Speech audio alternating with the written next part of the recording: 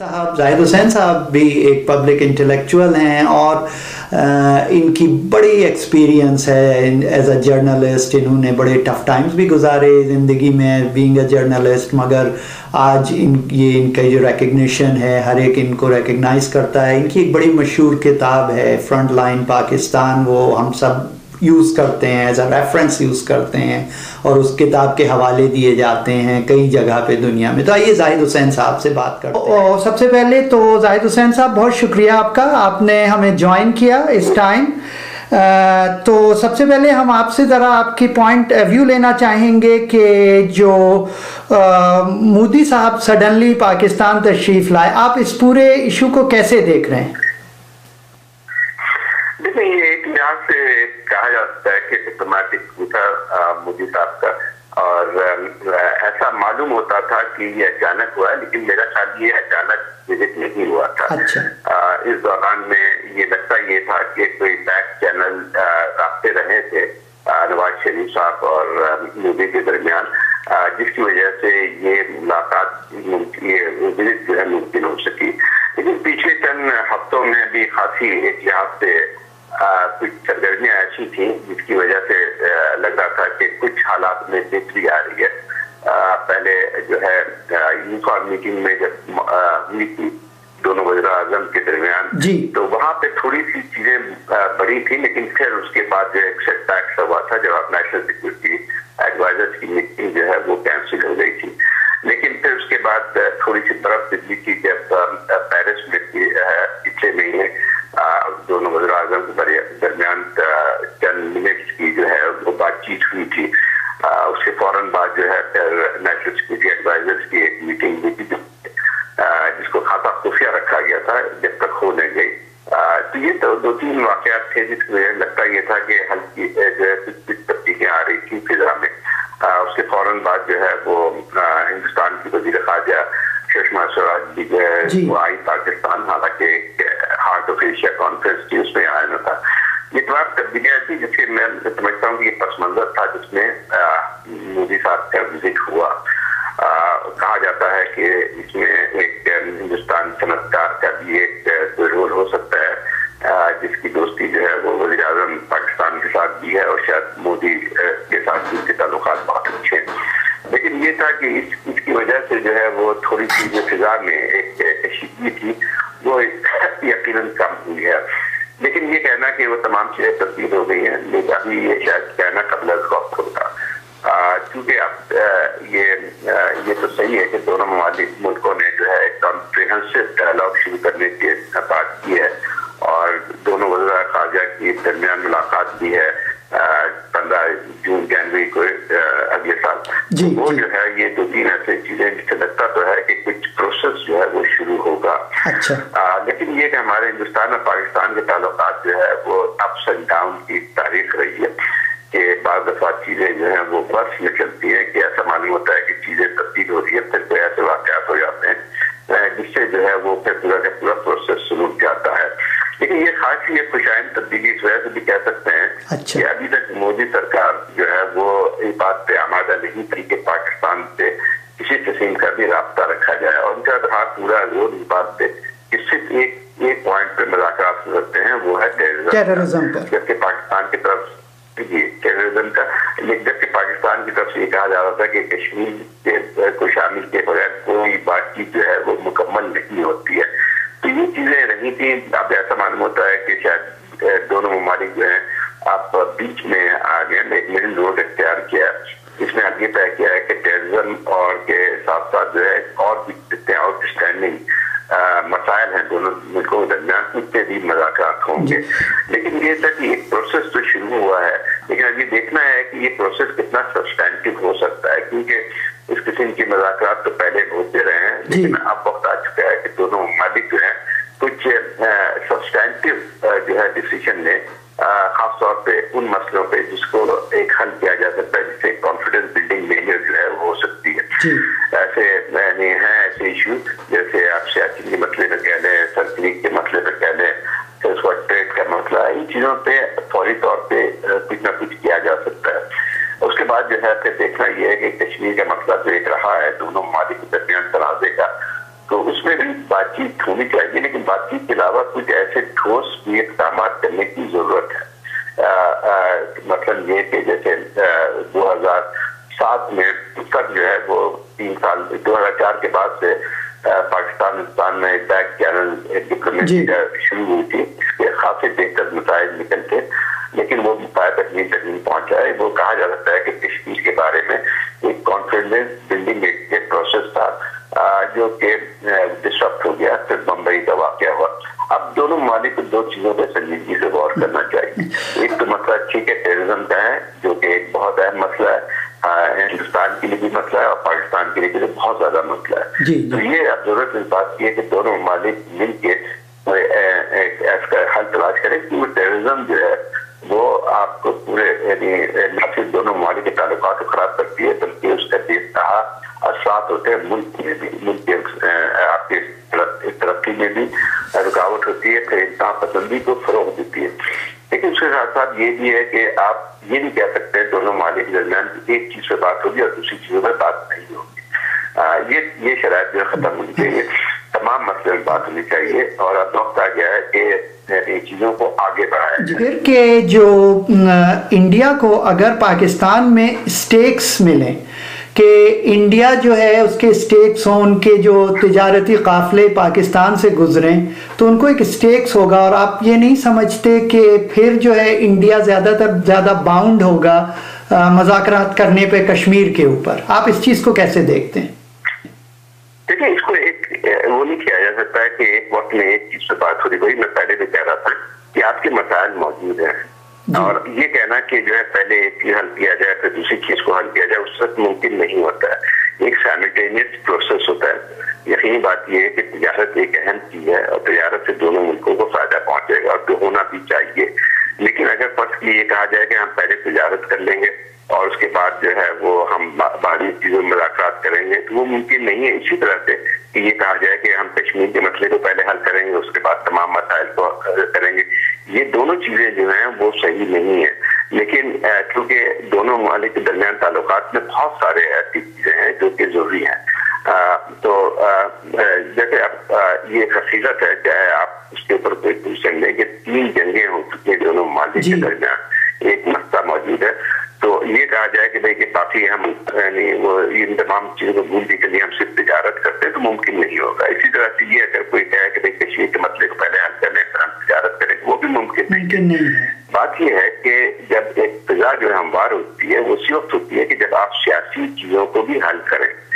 दुनिया भर में इसकी मिसालें मौजूद हैं कि जहाँ पे क्या कहते हैं तिजारत बढ़ी है, इकोनॉमिक कॉपरेशन बढ़ा है यहाँ पे जिन ममालिक के दरमियान, तो वहाँ पे सबसे बुनियादी चीज जो तब्दीली का जरिया बनी है वो है वहाँ पे जो उनके सियासी जो मसाइल रहे हैं, जो उनके वाज़े जो तनाज़े के बाद बने हैं वो हल हुए, उसके साथ साथ ही ये चीजें बढ़ती हैं।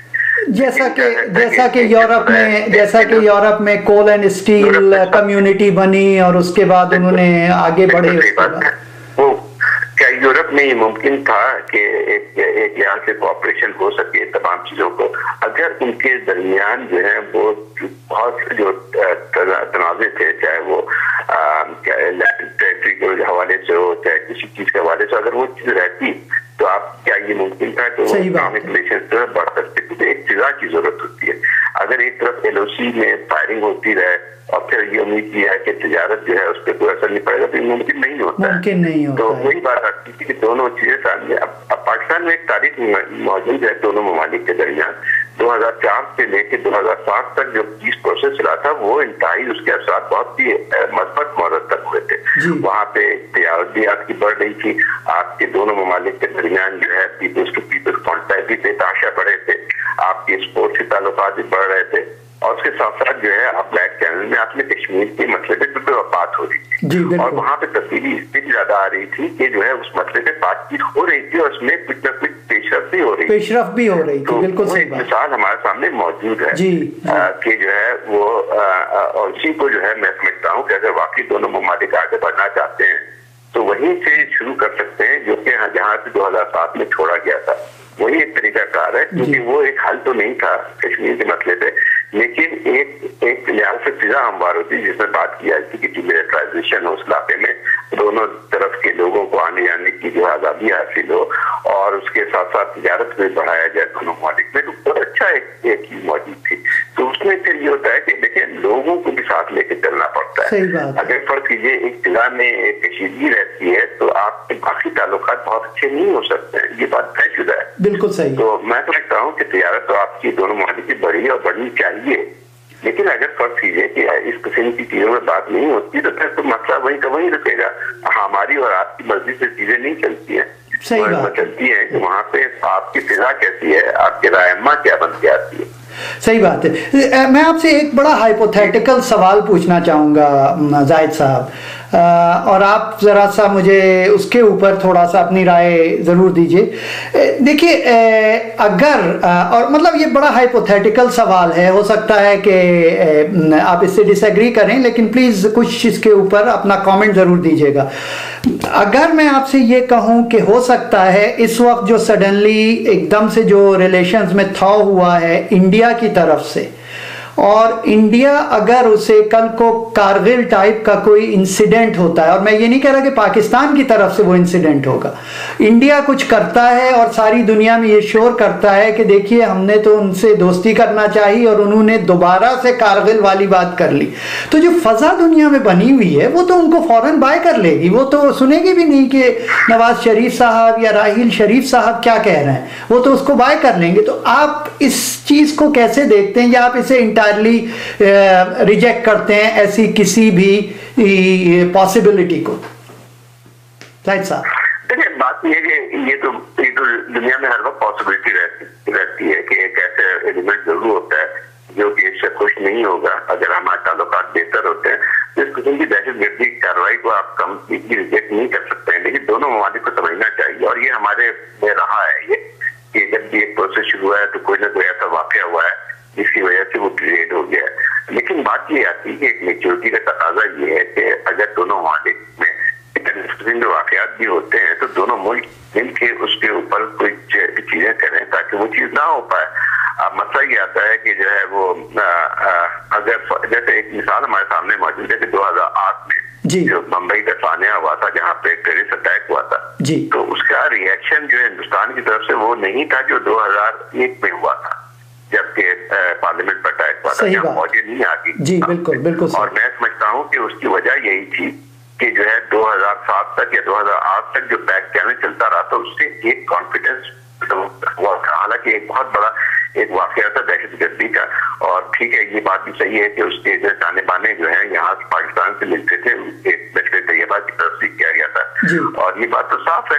लेकिन बात यही है कि अगर जो मेच्योर मुल्क होते हैं जब आयत चीज बढ़ रही होती है तो इस किस्म की अगर टेररिस्ट एक्टिविटी होती है, वही मैं बात कर रहा था कि टेररिज्म एक बहुत बड़ा इशू दोनों मुल्कों के, तो आप अगर टेररिज्म की एक तो ये था कि आप मिलकर उसके खिलाफ करें, कि इसके साथ साथ जो उसकी सियासी और वजूहत हो सकती है उसको भी खत्म करना जरूरी है। बिल्कुल। टेररिस्ट जो है एक ऐसी फिजा में इस बात है यहाँ पे दोनों ममालिक के दरमियान जो है तनाजे जो है वो बरकरार रहते हैं।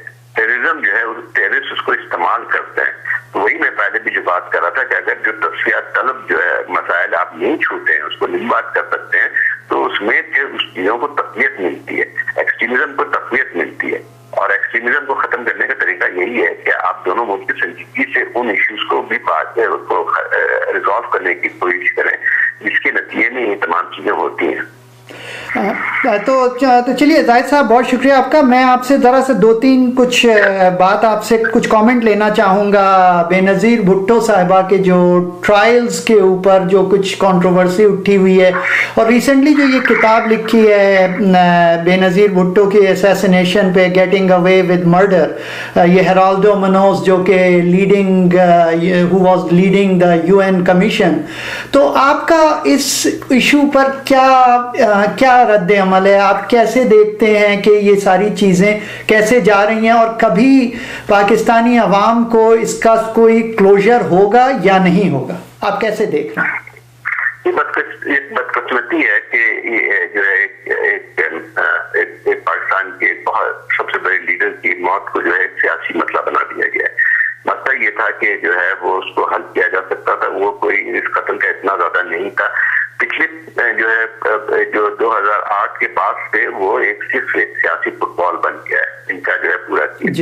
हालांकि इसमें जो है बहुत से लोग गिरफ्तार भी हुए हैं, बहुत से क्लूज भी मिले हैं, लेकिन मुझे लगता ये था कि मैं पीपल्स पार्टी को भी इसमें ब्लेम करता हूँ कि 5 साल उनकी हुकूमत रही है और सवाए इसके कि एक सियासी फायदा उठाने की कोशिश की, कोई संजीदा तौर पे उन्होंने इस पे काम नहीं किया।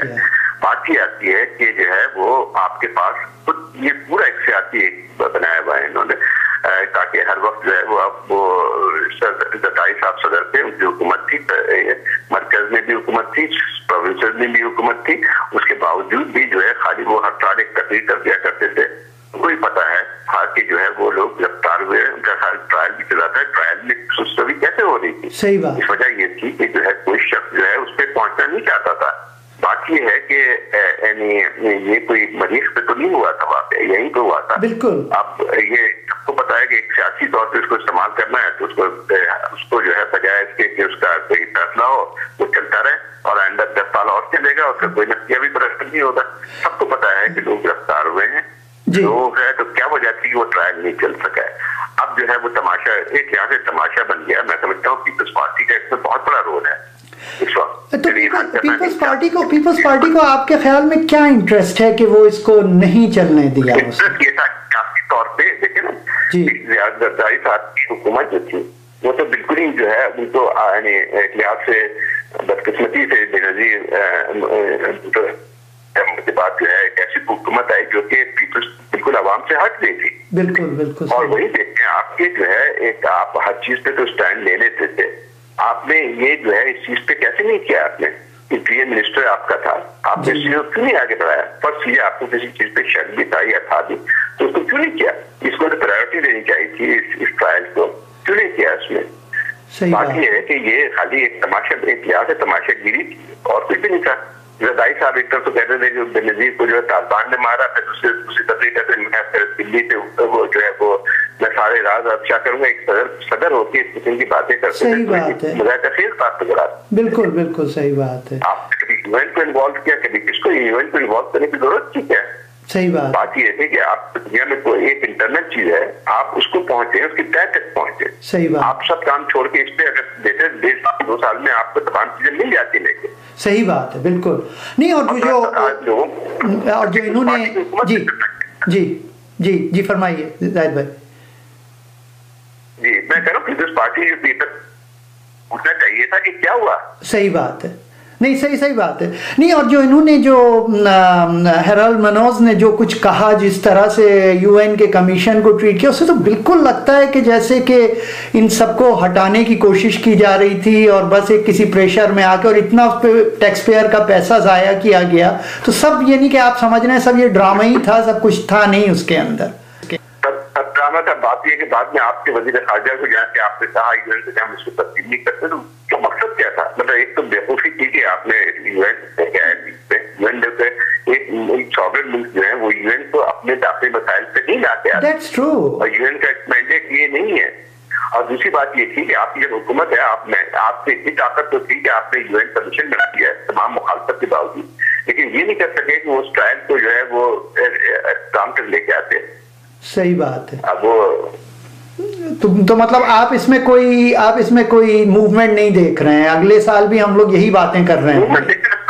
संजीदगी से कोई चीज नहीं होती। पाकिस्तान में जो है इनके मर्डर तो यही मसला होता है। लेकिन अभी सारे हो रहा है कि फलाना मार्क सेजन का बयान आया। मार्क सेजन ने पहले क्यों नहीं किया था? सही बात है। मार्क सेजन 7 साल बाद जो है वो कहता है और बयान नहीं होता है ना। नहीं, सही बात है। फिर हर चीज़ कंट्रोवर्शियल हो जाती है उस हिसाब से। चलिए जाहिद साहब, बहुत शुक्रिया आपका, आपने हमें टाइम दिया इतने शॉर्ट नोटिस